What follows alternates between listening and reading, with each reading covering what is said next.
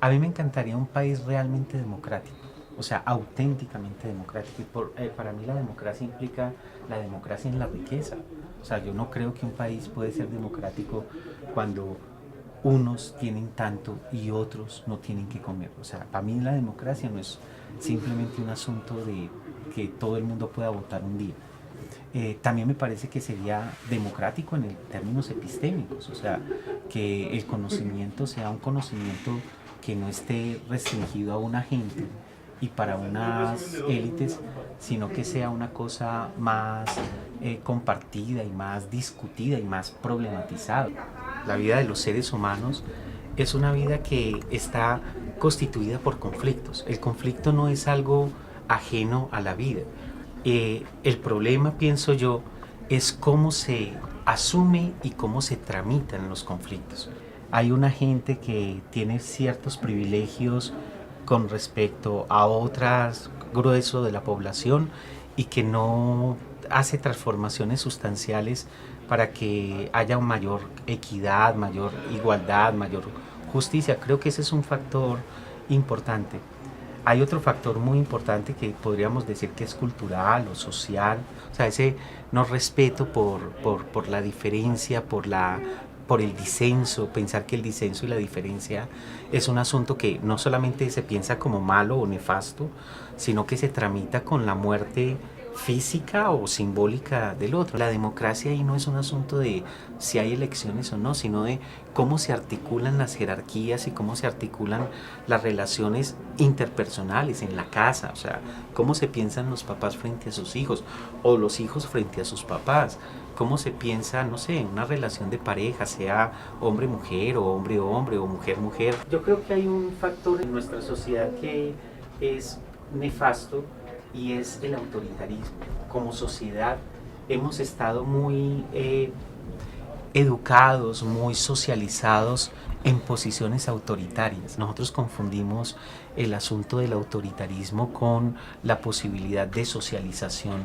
Entonces, eso empieza en la casa desde antes de que nazcamos, obviamente cuando estamos creciendo, pero eso se alimenta todos los días en todas las partes. O sea, yo creo que a nosotros nos producen como seres pusilánimes, como seres que tenemos miedo a plantear nuestra voz, como seres que tenemos miedo a pararnos y decir eso es injusto. Entonces, la apelación al autoritarismo es una especie de cerramiento que está radicado en una falta de seguridad propia de que es posible que del diálogo con los otros auténticos auténticamente salgan cosas incluso que lo pongan en cuestión a uno. Yo creo que en el fondo lo que hay es un miedo o una angustia a reconocer que el lugar en el que están puede ser cuestionado, el lugar en el que están puede ser incluso ocupado por gente que tenga mejores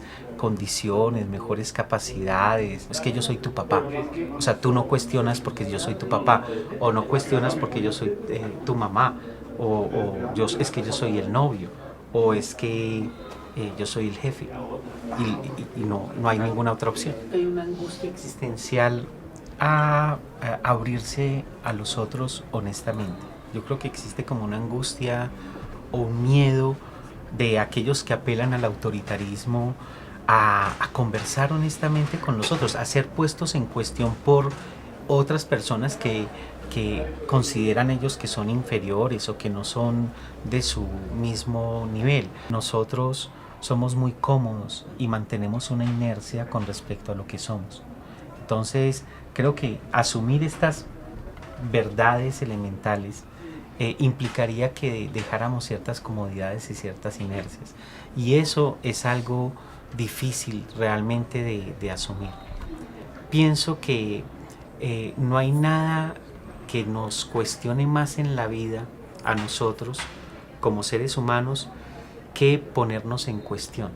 O sea, yo creo que nosotros defendemos con los dientes una serie de certezas, no solamente intelectuales, sino también morales y cotidianas, que incluso ni siquiera las vemos, las defendemos sin darnos cuenta de lo que está ahí. También hay una dimensión más gruesa, más general, y es que eso le sirve a alguna gente le sirve que este mundo esté operando de esta manera. Y no es a toda la gente, no es al grueso de la gente, le sirve a una gente en particular. Y esa gente en particular es muy clara, por ejemplo, que los miedos, los pánicos morales o los miedos sociales son herramientas fundamentales para mantener sus privilegios y sus ganancias. Pues eso no solamente pasa en Colombia, sino que ha pasado en muchas partes del mundo y pasa todo el tiempo. No hay mejor manera de gobernar a una gente o de mantener la raya que introducirle miedo. O sea, eso se lo inventó la religión hace rato y la política o los políticos tienen muy claro que una forma de clausurar incluso el pensamiento de una sociedad es precisamente producir miedos. Y la manera como imaginamos el futuro es una manera de cómo leemos el presente y de cómo encajamos el pasado. O sea, el futuro es el horizonte de la política, en el sentido ahí sí amplio de la palabra, de la política y de la ética.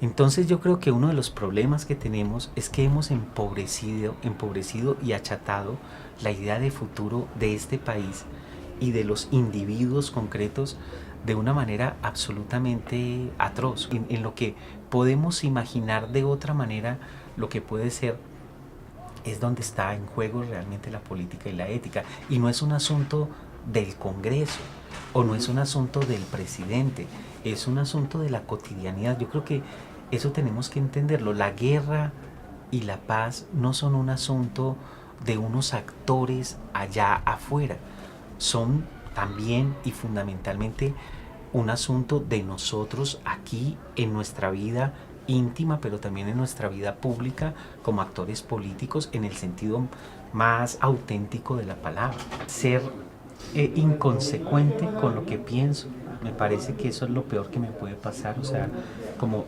pensar y decir unas cosas y en mi vida cotidiana ser totalmente lo contrario. A eso le tengo un pavor impresionante y le tengo un pavor a perder la pasión por las cosas que me apasionan. O sea, el día que yo no tenga pasión me pego un tiro en la cabeza. Entonces esos son mis dos grandes miedos.